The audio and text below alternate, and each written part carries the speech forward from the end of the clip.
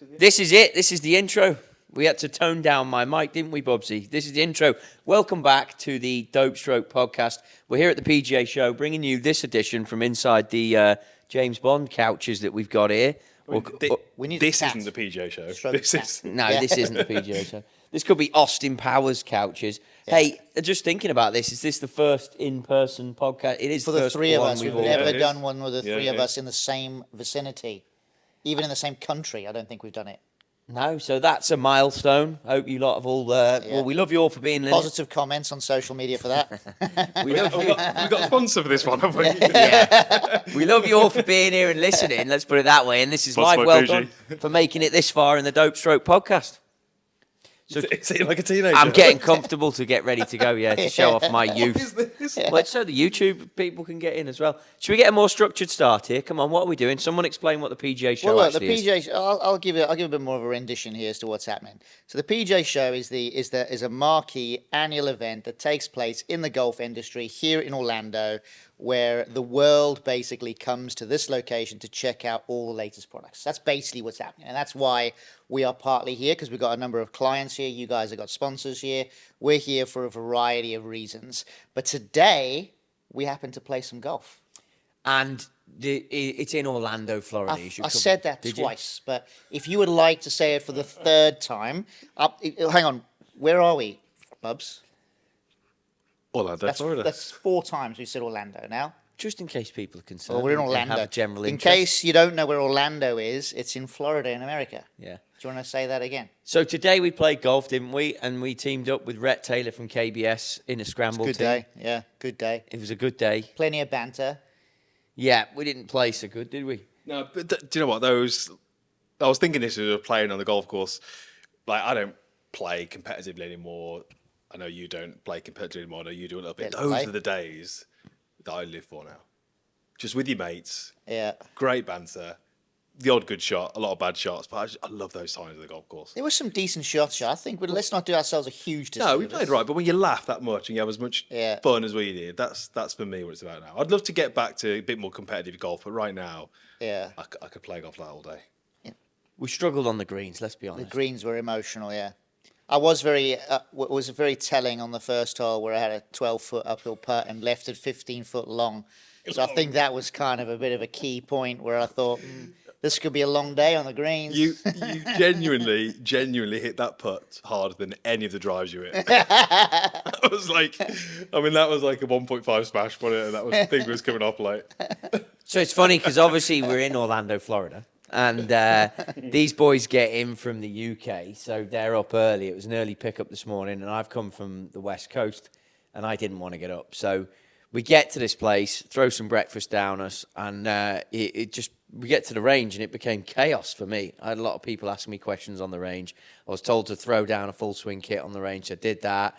Not many people came up, hit balls, but we were chatting away and just inundated with questions before we went out to play. So I didn't actually get to hit any putts. So there's my excuse for leaving. I didn't hit any putts either. What was your excuse? Well, and I introduced you to a few people, didn't I, at the end there? Yeah, so it's your fault. Otherwise, I would have had a few putts, and then I might have been 8 foot long rather than 15. If we can't be inundated with people asking us questions at the PGA show, then we probably can't we're be in the wrong inundated place. Yeah, exactly. Yeah. People ask us questions anywhere. We should be in a different location, but not Orlando.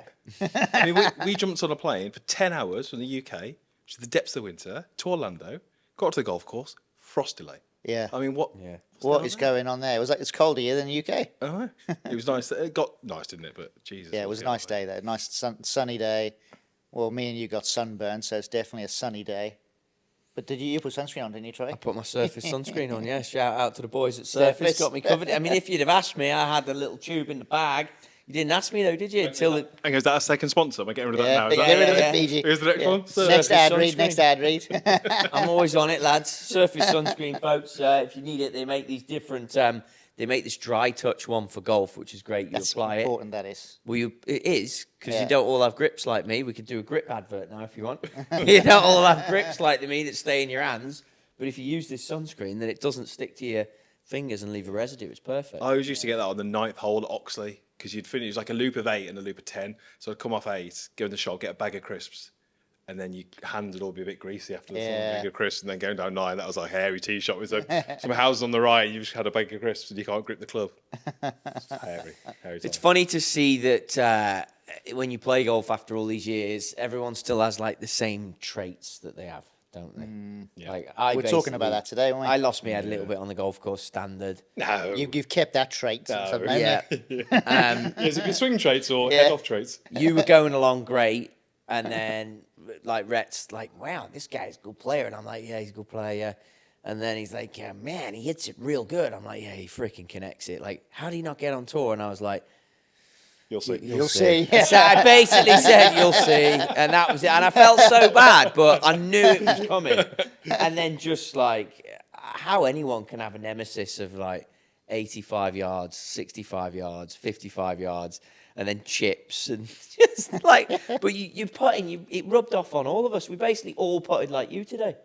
That's how you play golf. Just miss every I know. putt. Yeah, I think we all. Bear in mind there was a 4 ball and we had 4 putts at everything. We hold 1 putt over. Well, 1 putt over 8 feet really. And that was Rhett. Yeah. Shocking. Literally between the 3 of us, we hold nothing. No. Nothing. I didn't pick the ball at a hole until the 17th. And that putt that Rhett holed, by the way, is actually a hard putt. That wasn't an easy putt. That wasn't even that long. It was about 18 feet, wasn't it? It's about It had 18 a lot of break feet, off the left. a lot of break, and a little bit of movement Yeah. after the hole. Yeah, but hey, it is what it is. We're out here in Orlando. In case you missed it, we're in Orlando. You hit some long And, ones, didn't you, today, mate, big I guy? ripped it out You there. must be I've- tired after that. I today. actually had one that went over 220. But we said, Flushed it. I was saying, I can't remember who I was saying it to now. I think on the greens, I need to go more like you. Because you go blank ball, Yeah. as in no line. And I think I get caught up too much with line of the ball, line of the putter. I'm over that spot. And then I've just got too much going on. I think the line, this is my view, and I've said this for a long time, but I feel like the line is a distraction.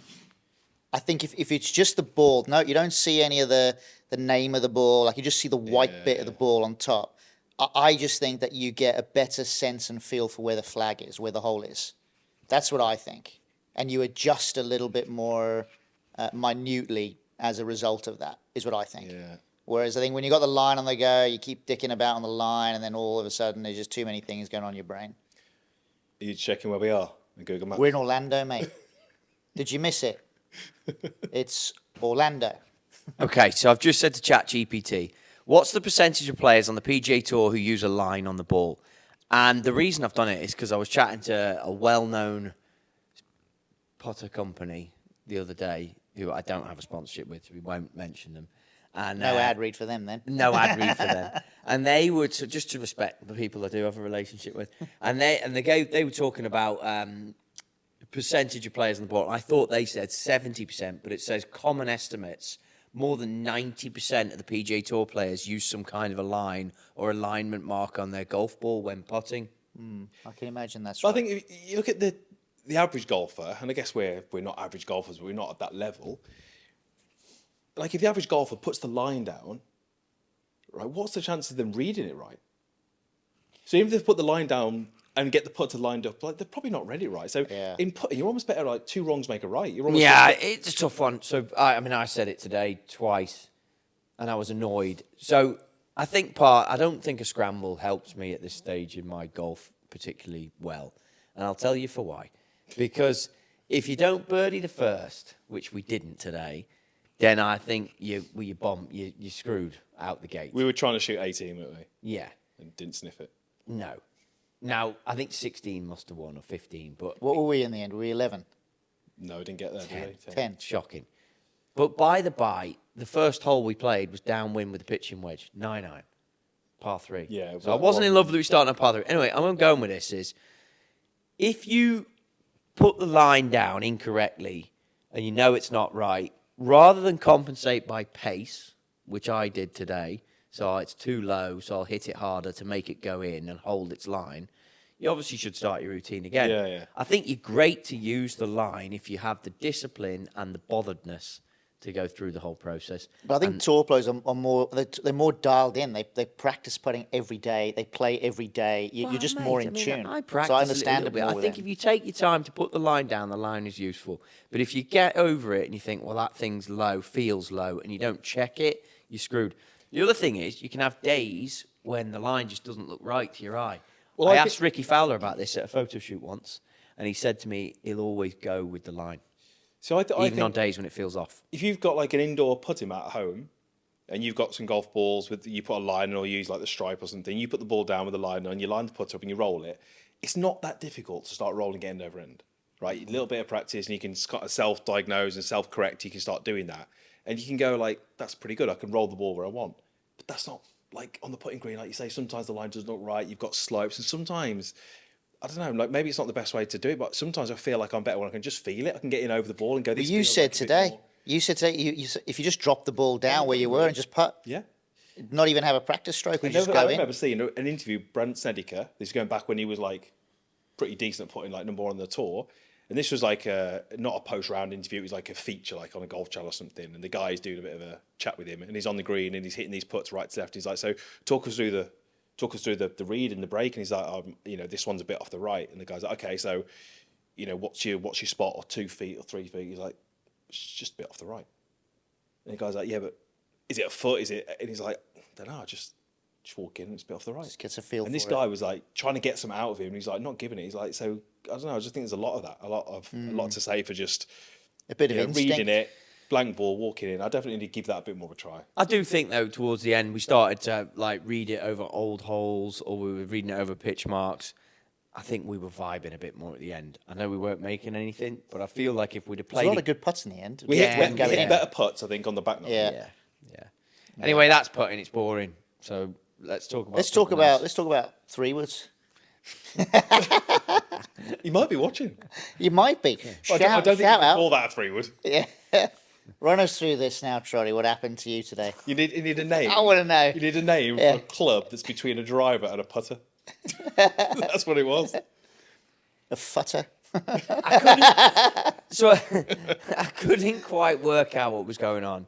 So I've got the bag of KBS clubs there, and I've got the full swing kit going on, and I've got Stephen Bowditch hitting balls in front of me, who I know from my time over here on the PGA Tour. Absolute great player, hits it so good. We're having a bit of banter, and fella comes up to me, lovely fella, and says, "Hey, we've designed this 3-wood that's like a driver." And I'm thinking, mini driver then, okay, fair enough. And he scuffles off and he comes back and he's like, yeah, basically I can't hit driver, so I made this through because it 3-wood really good.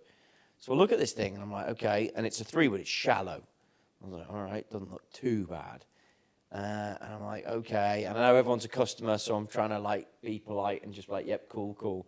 And I look at this thing, flip it upside down, and I'm like, oh, that looks strong. 7 degrees of loft on this shallow-headed, look like an old Ping Zing 2 driver. Remember those old Ping Zing 2 drivers? Not the wooden ones. Yeah, I know the one. What size was it? Like 3-wood size or bigger? A hair bigger, but not mini driver size. But it had quite a long shaft in it. There was probably 43 and a half, but 43 and 3/4. It just felt long with the head. I'm like, Jesus. So he's like, oh, give this a ride. And I'm looking at it going, that ain't going to be easy to hit. So I'm thinking, I'm not hitting this. I've got Stephen Bowditch in front of me. I'll give it to him. It's mid-frosty layer and it's like 6 degrees. Yeah. So I give Bowditch the 3-wood, and he hits like a squirrely to the right, a toe banger to the left, one that's a toe banger no spin, one's a low blade, then rip. And I'm like, okay, cool. So he's figured it out. He's hitting like rips now. I'm like, okay. But I'm just looking at this lad, and I turn around and I said to him, mate, I said, so why didn't you just, talk to me about your attack angle. Talk to me about like what you're struggling with, because you've just basically made a really hard to hit 3-wood, not like easy to hit 3. And he said, no, I spin 3-woods at like 4,000 revs. Jesus. Yeah, I was like, okay. And he said, so I just took the loft off to get the spin down. And I'm thinking, wouldn't it be better to make like a deeper, different CG 3-wood? I was like, what's your attack angle? He goes, oh, no, it's shocking. I just spin the 3-wood.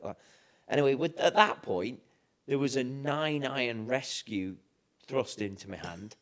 And I'm going, hang on a minute, we're switching gears here.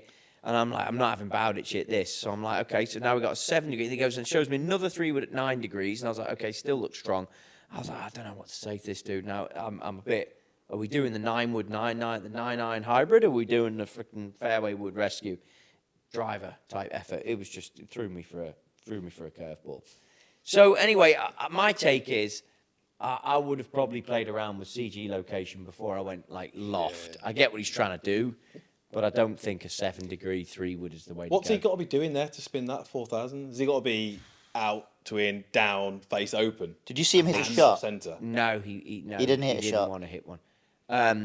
That's what I was thinking. So I'm thinking, yeah, probably. All of those. It's got to be, yeah.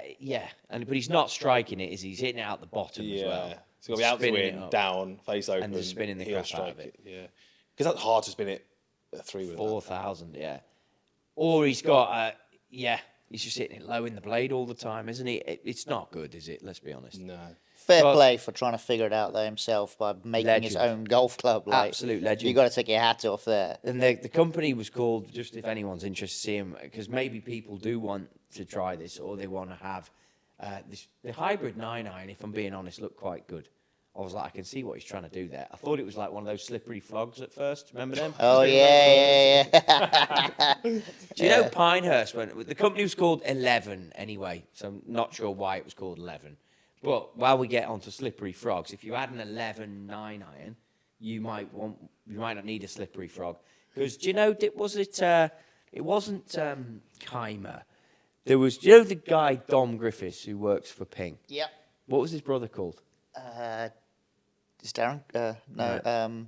He won on the Yeah, Asian I tour. know. It's And he missed his card. This kid, good player, missed his card by a stroke on like the European Tour one year. Yeah. I think he missed his card by a shot on a PGA Tour, and he missed his card by a shot on, and then he basically kept playing, missed his card by a shot first year eligible on the Champions Tour, I think, or the Legends Tour. So he's gone through his whole career missing these things by a shot. Was it Simon? I think it was Simon Griffiths. I think it is Simon Griffiths. Yeah. So he gets he's- good player. Yeah, he's on. He might be on Champions now. Yeah, he's on European seniors. Yeah, he could Legends be. He is because he's won a couple on those. Yeah. I He met get- him in Mauritius. He played in the one that Keimer won at Pinehurst, was it? The Keimer one? Pinehurst. Yeah. And he was struggling that much on the practice days around the greens that he went to a local golf shop to buy a slippery frog to use in the US Open. Is that true? It's a true story. Do you know what else about this guy? Absolute true story. And maybe, well, screw it, I don't really know him and I don't know his situation, so I'll keep telling the story. So this guy, like, absolute tin cup legend, like legend. Good player, good striker, really nice guy. And he rented a room in a house like around Wentworth and that. And he didn't really know who he was renting off, or he just ended up in this house and became friends with this person he was renting off. And it was in her prime. It was Kelly Brook. Really? Yeah, so he was mates with Kelly Brook. But he'd just go on the road for weeks and just come back and be in Kelly Brook's flipping roommate. I mean, how's he doing there? When she was with Jason Statham and all that, I assume. So he's mates with all that crowd, and he's just a golf legend and a really, really nice guy. I mean, I don't know him. Yeah, I met him in Mauritius. He got he's into a really nice guy. That was the last event on the what's the senior tour called? Legends Tour. Legends Tour. We've said He- it 4 he was, times. Between you two, Orlando and Legends Tour. Orlando, that's where we are, and it's called the Legends Tour. Right. Jesus, keep That's, up, lads. There was the last event in the Legends Tour, Mauritius, that I was at, and he got into playoff with Pete Baker. Right, okay. But he was using all ping stuff, so I guess it's the guy. So, Yeah. And did he win? No, Pete won. Yeah. But they had to play the last hole like 3 times. Yeah. Because it was one of those like really bad 18th holes, par 5. You never get in there. Well, you could get there in 2, but there was water like right at the right. green. So if they both hit good tee shots, they can reach in 2, but they're never going right so they're all just hitting driver, going pin eye left onto this big green, 2-putting birdie, and I'm just thinking these guys are just going to make 4s all day. This is never going to get resolved really. How did because Pete win then? I can't remember whether he did. I don't think he made eagle. I think Simon hit it too far left in the bunker and didn't get up and down. But they must have played it 5 times, I want to say. Really? And he just Just get birdie, birdie, birdie every time. Because like no one's going to make 3. Yeah. And you're kind of thinking no one's going to make 5. So, but they eventually did. Such a brutal game. Do you Yeah. imagine doing that for your freaking whole career and just missing stuff? And than having to go back and know Kelly Brooks in where you live. Oh. I could Probably deal with softens that. the blow a little. Softens the blow a little bit now. Yeah. Yeah. Mentioned on this podcast. Probably. Sales of 11 are going through the roof right now for slippery frogs and 9 wood rescues. And there's been some classic golf clubs over the years like that. Though. Remember that one that had the diamond face thing, and you could only hit 2 shots with it because it would just rip the ball apart. It was one of the wedges with the diamond faces on. Remember those? No, I don't know. Jeez. I do want to talk about though 9 woods, legitimate 9 woods, and Big D with his 4-iron. I don't think that I've said it seriously a few like my times. 4-iron. Tonight. The 4-iron's got to go, champ. I'm all right to let it go, but it's got to be worth it, 9 Ed. wood. We'll get you one. That's Sort what it you need. out. 9 wood. I'm all right. I'll hit anything. Honestly, I don't care. I knew that today when you hit that. When me and him had 6 irons and you hit 5 wood into that par 3. Today. I was the only one that reached the freaking flag. Just so you know. What was that? That We long missed par the green. 3. We missed the green right. You hit I missed 5 the green wood. left. Oh, You in the hit 5 bunker. wood. Yeah, that's right. 5 wood. Oh, was that when But we? you were short. I wasn't. You were I was short. next to him. And I hit 5 iron. I didn't hit 6. Was that when I he was was next moaning to about him. we didn't choose the one in the bunker? I wanted no. Yeah, no, that's a We different. took your that one. was the par We took 5, your wasn't one it? line, Yeah, we took your shot there. I had And that then you- filthy good chip, didn't I? Yeah. Another chip shot where you missed the green. No, that made it. No, it didn't, did it? No, I don't you, think- you're, I you're, think you're it was about free. 20 feet from the flag, and it was about a 3, well, I call it a 4-yard carry, and you were short. In fact, I saw on Instagram yesterday that Parker's here this week, so you need to give us a bit of an intro. Are you fancy a Parker McLaughlin? Well, lesson? anyone really, to get it sorted. But it's one of those things that, like, you never look at your own game. I know I haven't looked at my short game, I haven't videoed it, I haven't looked at it. I definitely need some work on it. So. It just looked like you were using too much loft. Every shot say you had lack- was a lot lack of of loft. talent? No, every shot you wanted to play looked like you had loads of loft. Yeah, I don't think a lot would have changed if you give me less love, to be honest. Okay. But even with your short game shots, it looks like you're just about to hit a 180-yard shot. Like, you don't look like you're setting up to hit a short game shot. So not. Not to me, anyway. But what do I know, mate? I don't I'm just think it's standing the there and- easiest place if you're not chipping good to come. Anytime you play in Florida, if you're not chipping good, struggle city because there's all the grain and stuff. The only thing that got me today, and I think if we were being more serious, I'd have had a chat with you about it. Like when we kept taking those wedge shots that were like 85 yards out of the rough. Yeah. The rough, because it doesn't really have a base. It kind of sits loose. on top of it. So I never really know how my wedge is going to come Oh, out. it's like on a peg. It's like a bunker Yeah, almost. you kept being like, "Oh, we'll take this one," and I'm looking at it going, "Oh, this is really hard." And then you fat it short or lob it like to 50 feet, and I'm like, "Right, this is obviously on me Yeah, because but- I've got to do something." Well, the And I'm only, like, the only reason I was, Jesus. the only reason I'm saying take my tee shots is because we weren't taking my tee shots. I may as well have not been there. No, I know, but Because you're not taking my wedge shots. But You're on not a taking my couple of putts. them, I know You're not you taking only my had, bunker shots. I know you only 55, 60 yards, but I only had like 100. I'm like, well, we might be better from the fairway from 100 than here. In all fairness, you were pretty dialed with your wedges, But- and you were pretty good, to be fair. But I so- think those shots are quite hard in Yeah. Florida, and you haven't played much golf in Florida. And I'm looking at you going, he doesn't feel the best. He's now got this grass that's going to give way. I'm like, like that one we took on. We had a hole today, and there was like the muddy path at the end. Oh, yeah, that was emotional, I yeah. think- Yeah, that was it. We Did any of us, We had did any no of us option. actually get there? We had no option. That's why we had one ball in play. That's Yeah, and I was looking at it going, shit, we're taking the muddy path. Big chunk, 50 yards. I was like, oh, Wait, Jesus. Me and him both. I think 3 of us fatted it short, and then you. No, You he hit was a good all right one there. there. He was all right. I got one in and he was Oh, you did actually get one in That there, was yeah. second to last hole of the day. You've given it the big speech about it's par 5. You've given the big speech about we've got to make eagle. 5 minutes later, we're in our third shot from 100 yards with one ball in play. That was the Made worst birdie. reaction to a pep talk ever. That was. I'll be So- at the fair, I'll be at the tee. So what's on the cards tomorrow then? To run us through tomorrow, we'll go into this big convention centre. Yeah, it's a big convention centre. We're obviously there well, You not boys carry obviously, on. but we're there tomorrow, the day after, and I'll be there for half a day on Friday as well. Loads of meetings lined up with some of our clients, some prospects as well, potentially too. But you know, it's going to be it's actually a difficult place to work because you walk from one location to the other location that you need to get to, but you bump into 50 people you know. and you're trying to get somewhere, and people want to stop and talk and have a chat. So it's not as easy as people make out. Keep me up. Yeah, I'm watching the time.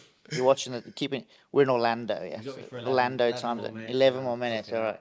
Well, look. All I know is that tomorrow is going to be a busy day. It's going to be an early start, and there's going to be a lot to see. To be honest, got the full swing stand all set up. I think that everything should be ready to go on that front. So we'll probably locate there as a base, and then I'm spreading out and doing what I got to do. That's basically my time tomorrow. But it's not just. I mean, it's been 8 years since I've been. But obviously, there's some stands there. Like if you're like a head cover company, then you've got a stand and you're showcasing head covers. But a lot of the bigger companies like Full Swing, they have stuff going on at their booth. Experiential things, yeah. So I mean, we need to dive into what we're doing tomorrow. We've got like a 2-hour skills thing. I'm surprised that we're not taking our clubs. There's money up for grabs, you know. Is there money up for grabs? I said to Justin at dinner, I was like, "Do you need clubs?" He goes, "Nah." There's like $1,000 up for grabs. You know more than me. Then I don't know what's going on. Troy's taking his golf shoes. Yeah, he's going to clean his clubs tonight. I mean, it's $1,000. I mean, I'm just saying. Are there any shots inside 100 yards? I mean, I'm going to need flat golf clubs. So I'm like thinking I got to take my clubs into this place. I don't know anything we're doing. I know it's a skills. I challenge. thought it was showcasing how to use No, the kit, so they though. have that thing now. What's the name of that? Skill Strike, it's called. Right, yeah. And basically it works out. Well, actually, I don't know. Is this out? We can talk about this. We can talk about it. So basically, Skill Strike is a self-skilled gaming experience. It's like, so you're betting on yourself. That's what you're doing. So the way that the system works is that it basically works out how good at golf you are. And by putting money into your account, you have the ability to win even more money, is how it works. It's quite good. It's very simple, very straightforward. And it's just launched, I want to say, late November. It's addictive. Yeah, I remember you saying to me. Yeah, so you hit a golf shot, Gamble it figures responsibly, out how by the way. good you are, and then it adjusts. What's up? Gamble responsibly, yeah? And then it figures out how good you are, and then adjusts the targets for that. But like, I mean, you ideally want your own bats. I'm thinking about taking my sticks in tomorrow. Maybe I'll. Well, don't know. It should work. I was going to walk in. It's like a 25-minute walk. I don't know if I'll be walking through Orlando. My clubs my back, but we'll see. That's 4 till 6. So I tell you what we could do. We could just leave them here, and then just shoot back. I haven't got anything before that, so I can come and get them. Yeah, could do I that. can walk back, get your clubs, get my clubs, get an Uber. Back That over. could work, yeah. That could be the plan. Yeah. There's that plan sorted and sorted. There we go. Sorted. I think that's our podcast done, isn't it? And then, so full swing most of the day. Couple of minutes. I've got a meeting with another grip company in the morning. I'm very interested to hear what they've got Yeah, to it's say going to be about interesting. what they produce, and that's what the show is. You get to meet and see, yes, industry, and then a lot of meetings that you would have around equipment questions. They're all here. It's kind of like the first place you meet in the golf season, and it reminds me, and I mean this with the greatest of respect, but of the tree at Augusta. Like, because that's like the second. Yeah, it's a meeting bit point. like that. Yeah, it's just a central meeting point. People in the industry, and there's a lot of communication, and there's a lot of knowledge here that you just go around different booths and you pick up lots of useful bits of information. I mean, don't get me wrong. There's some freaking pony stands as well, but there's a lot of the big players in town will be here this week. We've already seen half of them on our flight coming out here. I mean, poor Lloyd's trying to get us meetings on the plane out here. I was like, Lloyd, I'm not meeting anybody on the plane. Like, that's just not happening.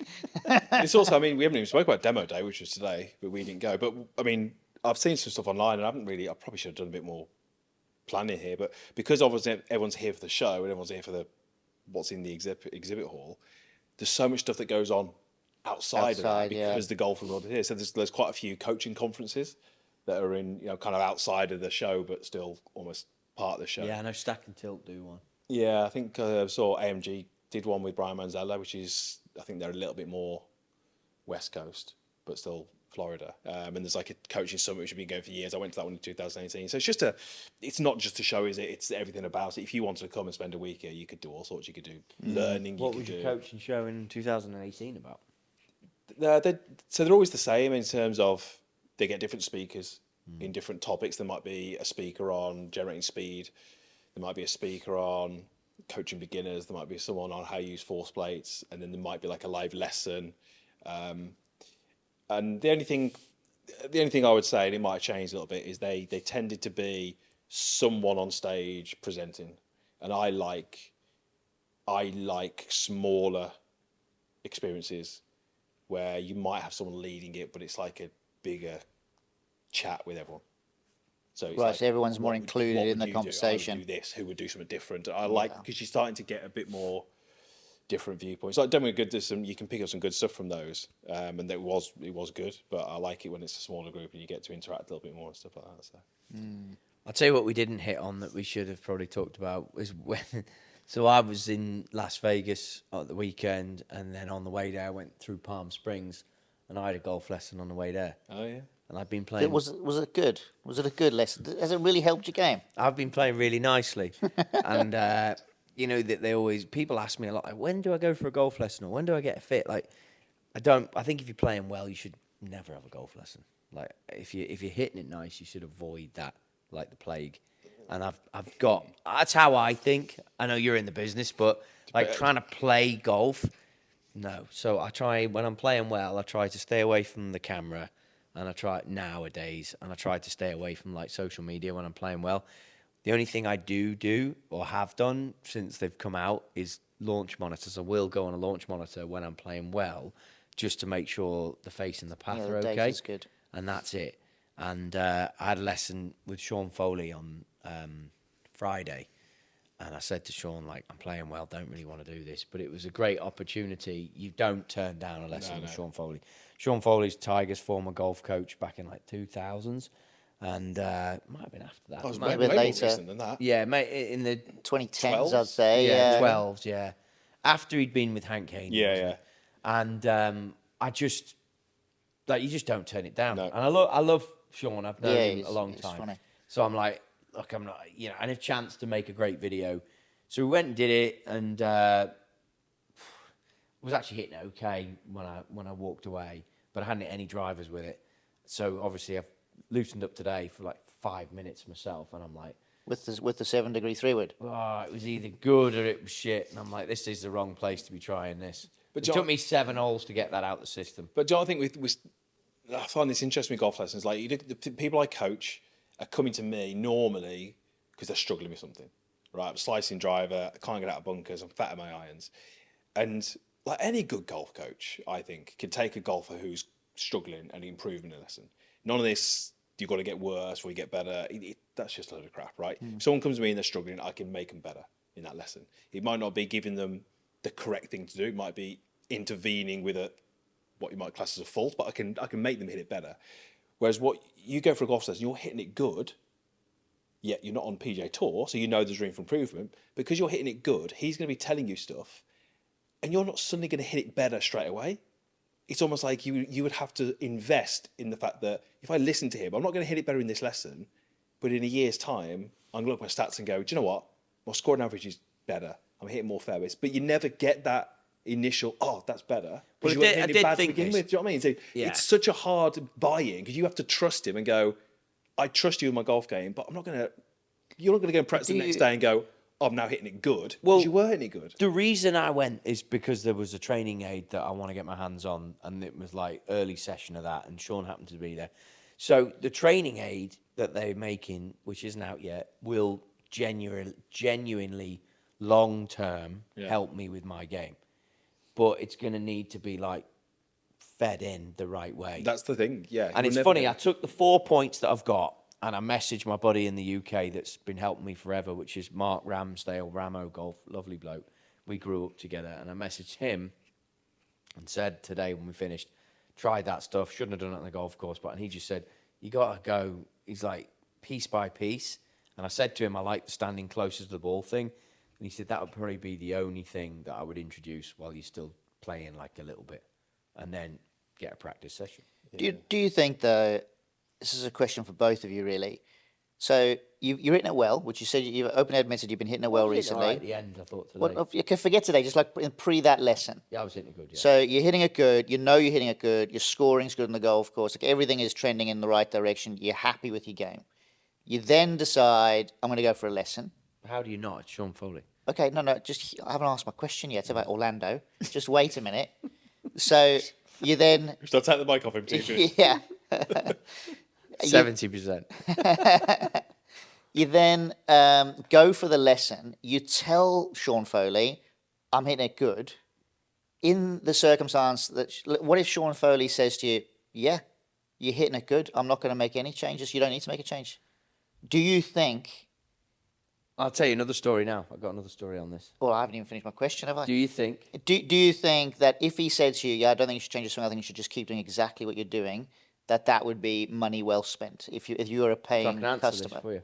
Go on in. So he can't do that there with me because as he texts me after, we've known each other for 2 decades. How crazy is that? Like, congrats and everything you're doing, blah, blah, blah. You know, nice text. And I've gone there because I want to hear what Sean Foley's got to say. Yeah, of course. So I think I've probably teed it up that he has no real choice but to give me his opinion on my golf swing. Now, rewind to 1997, maybe. So I'm a young, good golfer playing on a tour called, I don't know if you remember it, it was the Daihatsu Junior Golf Tour. Don't remember that. And it turned into the David Ledbetter Golf Tour. And I got to the finals and I got a lesson down at the London club with David Ledbetter. And he said to me, you know, I think he opened up with like, "What you working on?" And I said, "Oh, my coach has got me doing this, this, this, and this." And his answer was, "Isn't it great how the coaches around the world now are learning so much more?" Great. Walked on. That's good. That was my lesson with David Ledbetter. But I kind of like that. He just was like, "You've got a plan. You know what you're doing. You don't need me to say anything." So, but different scenario. I was I feel like really good junior, but Dad was like, "What did he say?" And I was like, "He just said that what I'm doing is really good." I feel like with him, who he was then, and you, who you'd have been as in a junior, he could have given you something, as in not necessarily swing advice, but he could have given you something like, "Okay, well, I've worked with the best. This is what I see them doing, so make sure you practice this way, or make sure you don't do this, or make sure you don't fall into that trap." He could have given you something Gave me there, nothing, as opposed to. Like, But he had like 15, 20 kids to see. oh, you made it sound like you were special. Yeah. Well, I mean, yeah. You sound like, sorry, lads, 20 kids in the country made it into the final, and I was one of them. you said final, I thought it was two. But I think going back to your question on Sean Foley, there's always, you can always improve someone. I think what I was trying to get to with, when I was saying before with Chaucer, is that I am trying to, the people I help, I'm trying to look at their golf shots and improve those. Whereas he's not looking at your golf shots trying to improve them because you're hitting it good. He's saying, well, let's look at the looser ones and let's make them less loose. Yeah. So there's And always... he did cover that. Yeah, so he's not saying to you, "Okay, you see that one that you're flaring out to the right, he's fixed that," because you're not flaring out to the right, you're hitting it good. But he's going to be trying to give you stuff, which means that you'll be able to repeat the good stuff more often. And it's a different kind of lesson, isn't it? Because, you know, he's looking at, okay, how do we intervene and put some things in place so you're able to repeat what clearly you can do. So it's almost like, I look at the people I coach, I think if I get rid of all the kind of weird movements they've got, they don't have the core ability to hit good golf shots. Whereas he would look at you and go, "Right, you can hit every shot, but I just need to tidy things up a little bit just to get yourself out your own way so you can do it more often." It's a different type of lesson. I always think it's so hard when you get a good player because you're saying something to them and you have to get them to invest for like a year.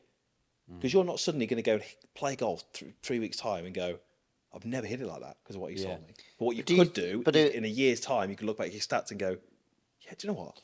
Everything's a little bit better there." Well, I do think everything he said, if I worked on it, just bite-sized pieces, I think it would help me. Yeah. I do. I mean, But do you think, though, if you're already good, you can hit all the shots, and to your point, just try and tighten things up a little bit in terms of the ball flight, potentially, it might not necessarily be a huge, even really a swing change. It's more about how you practice to hone in the good parts of your game, right? So it might not be technical. So it's funny because the teachers that I put on my YouTube channel are very like hand-selected, the ones I like. And I went a while back now, 2 years ago, to see Martin Chuck in Arizona. And he used to coach on the tour years ago, made great training aids with Tour Striker, just a lovely guy. And his lesson was awesome. Really? It did, but he didn't say one real technical thing. He had a launch monitor down, and he was like, you're a bit inside. And I said, well, I get outside at P6 a little bit. And he's like, don't see any of that. And then he just said to me, the one thing that stuck with me, and it's on my YouTube channel, but it stuck with me this. And he just said, you just got to hit the shot. And like, no matter where the shot goes, and no matter what you shoot, you're going to go home, and the dog is still going to wag its tail when you show up. He's like, it doesn't matter. It's not life or death. Almost read like, you don't have a ton of confidence right now. Just play. And I was like, that's a good lesson, to be fair. I like Marty. If Could have anyone's had that listening to lesson this, today, couldn't you? What? Could have had that lesson today, couldn't you? Well, I had it once I got through the first 6. I had it actually.